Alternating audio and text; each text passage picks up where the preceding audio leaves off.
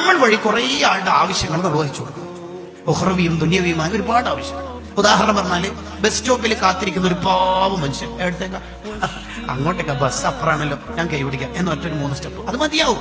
ആഖിറത്തിൽ കഴിച്ചിലാവാൻ അതൊക്കെ മതിയാവും. ഈ പാവങ്ങളെ സഹായിച്ച മനുഷ്യന്മാരെ കുറിച്ചിട്ട് ഹദീസിൽ എന്താ ഉള്ളതെന്നറിയാം? മറ്റുള്ളവരുടെ ആവശ്യം നിർവഹിച്ചു കൊടുത്ത മനുഷ്യൻ നന്മന്റെ തട്ടിൽ അഥവാ തുലാസിന്റെ അടുത്തേക്ക് വരുമ്പോ, കേട്ടോളി ഹദീസ്, തുലാസിന്റെ അടുത്തേക്ക് വരുമ്പോ റസൂൽ പറയുന്ന ഓഫർ കേട്ടോ സല്ലല്ലാഹു അലൈഹി വസല്ലം, ഞാൻ അവിടെ ഉണ്ടാവുന്നു.